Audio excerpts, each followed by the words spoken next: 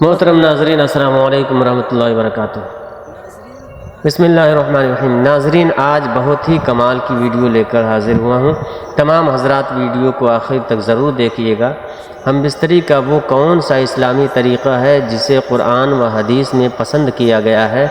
ناظرین، قرآن حدیث میں ہم بستری کرنے کے دو ایسے طریقوں کو بیان کیا گیا ہے جن کو تقریباً ہر عورت پسند کرتی ہے۔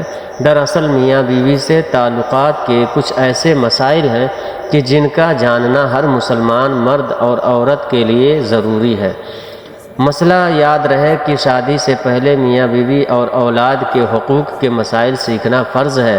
حدیث شریف میں آتا ہے کہ جس طرح حرام صحبت پر سزا ہے، اس طرح جائز صحبت پر بھی نیکیاں ہیں۔ حضرت سیدنا جنید بغدادی رحمۃ اللہ علیہ تعالی فرماتے ہیں کہ ہر انسان کو جماع کے ایسے ہی ضرورت ہے جیسے غذا کی، کیونکہ بیوی کی طہارت کا سبب ہے۔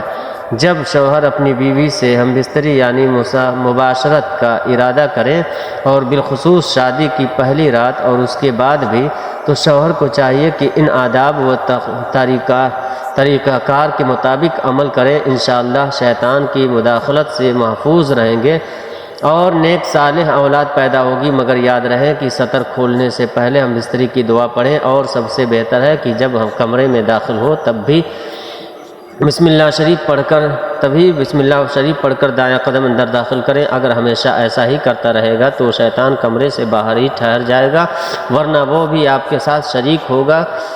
باروایت تفسیر نعیمی، ناظرین، عورت کے اندر مرد کے مقابلے 100 گنا زیادہ شہوت ہے، مگر اس پر حیا کو مسلط کر دیا گیا ہے۔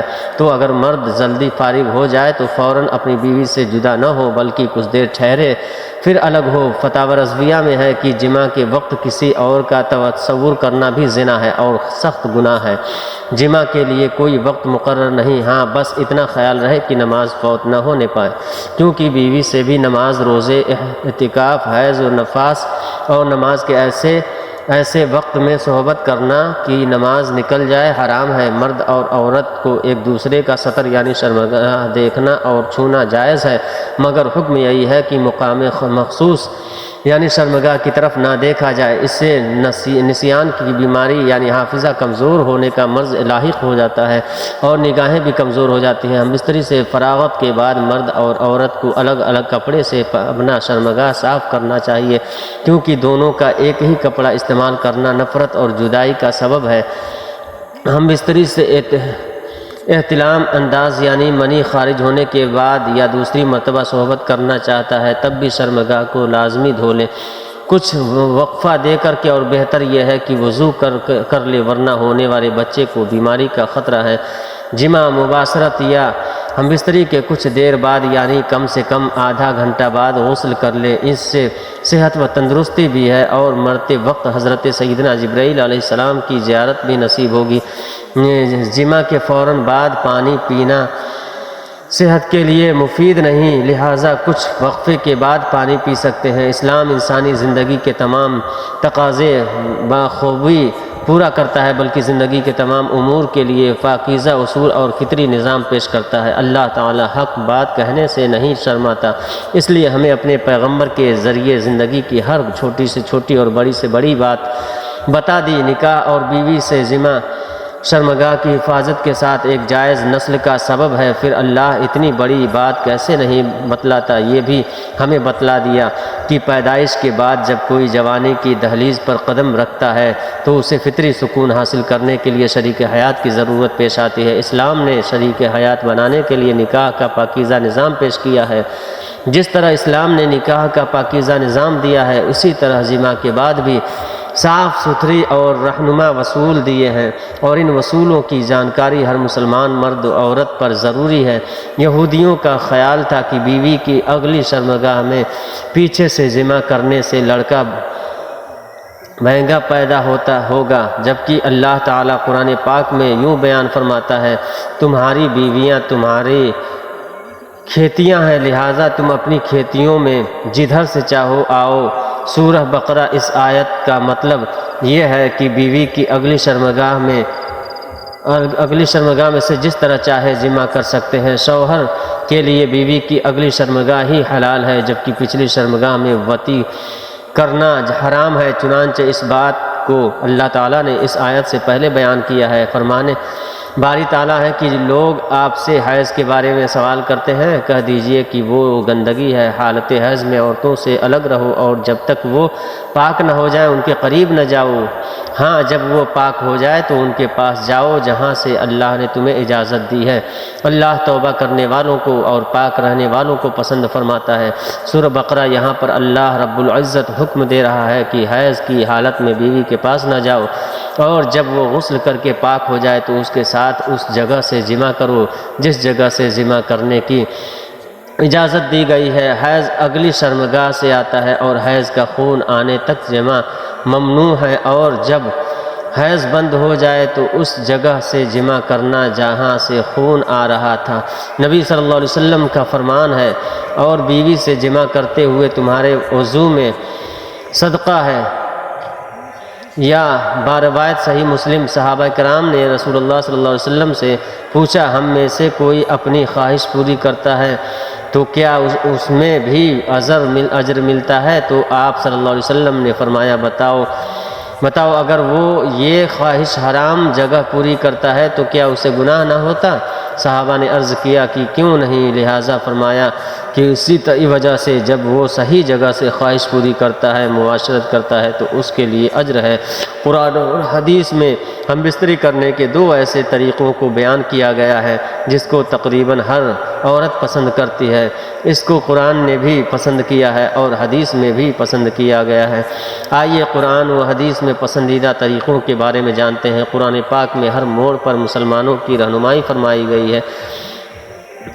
اسی طرح ہم بستری کرنے پر بھی شریعت نے ہماری بہت رہنمائی فرمائی ہے۔ ناظرین، وہ دو طریقے آپ کو بتاتے ہیں کہ وہ کون سے دو طریقے ہیں۔ اللہ تعالیٰ قرآن پاک میں فرماتا ہے، یہ وہ طریقہ ہے جو تقریباً ہر جاندار استعمال کرتا ہے۔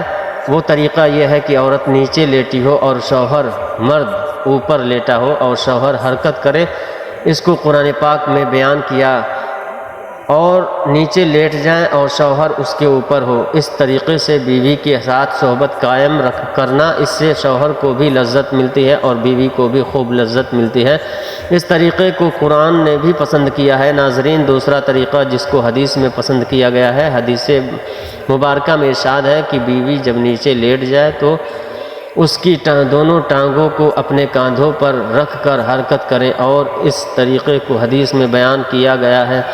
پہلا طریقہ تھا کہ اوپر لیٹ جانا، اور دوسرا طریقہ ہے حدیث میں وہ بھی یہی ہے، لیکن اس میں فرق یہ ہے کہ دونوں ٹانگوں کو اٹھا لیا جائے اور حرکت کی جائے۔ یہ طریقہ ایسا ہے کہ جن عورتوں کو حمل نہیں ٹھہرتا تو بہت جلدی اس طریقے سے حمل ٹھہر جاتا ہے۔ ناظرین، یہ وہ دو طریقے ہیں جن کو قرآن و حدیث میں پسند کیا گیا ہے۔ ایک خاتون نے سوال بھیجا ہے اور کہا ہے یہ سوال کرنے کے لیے، میں بہت شرما رہی ہوں، لیکن میں جاننا چاہتی ہوں کیا یہ غلطی ہے یا نہیں؟ کیا عورت اپنے شوہر کے اوپر بیٹھ کر ہم بستری کر سکتی ہے یا نہیں؟ میں نے اپنے شوہر کے اوپر بیٹھ کر ہم بستری کی ہے، لیکن جب ہم دونوں میاں بیوی اس طریقے سے ہم بستری کرنے کے بعد فراغت حاصل کر چکے ہوتے ہیں تو ہم دونوں ایک دوسرے سے شرمندہ ہوئے کہ ہم نے بہت بڑا گناہ کر لیا ہے۔ محترم ناظرین، ہم بستری کا ایک ایسا طریقہ جس میں بیوی شوہر کے اوپر بیٹھ کر ہم بستری کریں، دوسرے الفاظ میں کہ شوہر لیٹا ہوا ہو اور بیوی اس کے اوپر کوئی بھی طریقہ اختیار کریں اور پھر دونوں ہم بستر ہو، تو ایسے ہی ہم بستری سے متعلق شریعت کیا حکم دیتی ہے، یہ سوال تھا۔ ناظرین، ہم بستری کرتے وقت عورت مرد کے اوپر بیٹھ جائے یا مرد عورت کے اوپر بیٹھ جائے، ایسی صورت میں عورتوں کا سمجھنا یہ ہے کہ وہ یہ گناہ کا کام ہے۔ دراصل جس طرح زندگی یا ہمارا سماج یا جو ہمارے اطراف میں ہے ہم دیکھتے ہیں اور اپنے آبا و اجداد سے یا بوڑھی عورتوں سے سنتے ہیں، ایک بات اپنے ذہن میں بٹھا لیتے ہیں کہ بس ایسے ہی ہونا چاہیے، بیوی شوہر کے اوپر بیٹھ کر ہم بستری کرے یا شوہر بیوی کے اوپر بیٹھ کر شرعی فریضہ انجام دے، تو ایسا کرنا حرام نہیں ہے، بلکہ مرد کے لیے جائز ہے کہ وہ جس صورت سے بھی چاہے اپنی بیوی سے فائدہ حاصل کرے۔ شوہر کے لیے اپنی بیوی سے ہم بستری ہر وقت جائز ہے۔ شوہر کا اپنی بیوی سے لذت حاصل کرنے کے لیے اس کے جسم سے کھیلنے کے لیے وقت کی کسی قسم کی کوئی ممانعت نہیں ہے، سوائے کچھ چیزوں کے جن سے شریعت نے منع کیا ہے، یعنی شوہر کے لیے اپنی بیوی سے حیض و نفاس کے دوران ہم بستری کرنا جائز نہیں۔ اپنی بیوی سے ہر طریقے پر فائدہ اٹھا سکتے ہیں، آگے کی طرف سے بھی اور پیچھے کی طرف سے بھی، بس دخول صرف آگے والے شرمگاہ ہی میں ہونا چاہیے، یعنی مرد کا اعضاء تناسل کا جو دخول ہے وہ صرف سامنے کی شرمگاہ میں ہی ہونا چاہیے، جس میں سے کہ حیض کے دنوں میں خون آتا ہے۔ پیچھے کی جانب سے بھی اگر آپ ہم بستری کرنا چاہتے ہیں تو پچھلی شرمگاہ میں نہیں بلکہ صرف آگے والی شرمگاہ میں جس سے بچے پیدا ہوتے ہیں۔ اس کی وجہ یہ ہے کیونکہ اللہ تعالیٰ نے قرآن کریم میں ارشاد فرمایا ہے کہ یہ عورتیں جو تمہاری بیویاں ہیں یہ تمہاری کھیتیاں ہیں، تو اللہ تعالیٰ کے رسول صلی اللہ علیہ وسلم نے بھی بیویوں کو کھیتیوں سے تعبیر کیا ہے، تمہاری بیویاں تمہاری کھیتیاں ہیں اور اپنی کھیتیوں میں جس طرف سے چاہو آؤ۔ البتہ رسول اللہ صلی اللہ علیہ وسلم کے فرمان کے مطابق بیوی کی پچھلی شرمگاہ میں اعضاء تناسل داخل کرنا حرام ہے، کیونکہ رسول اللہ صلی اللہ علیہ وسلم نے اس طرز پر کہ پچھلی شرمگاہ میں داخل کیا جائے جائز نہیں۔ رسول اللہ صلی اللہ علیہ وسلم نے فرمایا، جس شخص نے اپنی بیوی کی دوبر یعنی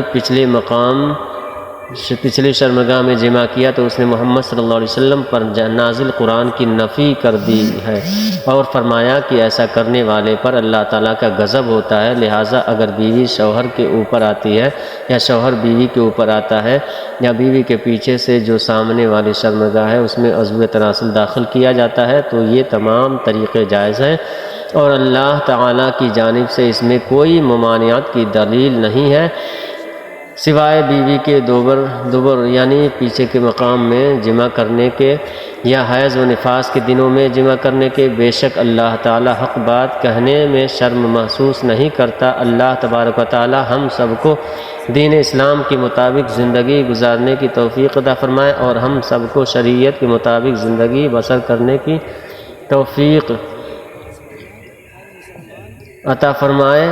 اللہ تعالی ہم سب کو 5 وقت کی نماز ادا کرنے کی بھی توفیق عطا فرمائے، کیونکہ نماز پڑھنا ہر مسلمان مرد و عورت پر فرض ہے۔ نماز ہمیں بے حیائی اور برائی سے روکتی ہے، نماز شیطان کا منہ کالا کرتی ہے۔ اللہ تعالی ہم سب کو 5 وقت کی نماز باجماعت ادا کرنے کی توفیق عطا فرمائے، آمین ثم آمین۔ دوستو چینل کو سبسکرائب کر لیجئے اور ساتھ میں بیل آئیکن کو بھی دبا لیجئے تاکہ جب بھی کوئی نئی ویڈیو اپلوڈ کروں تو آپ تک پہنچ جائے۔ ملتے ہیں نیکسٹ ویڈیو میں، خدا حافظ۔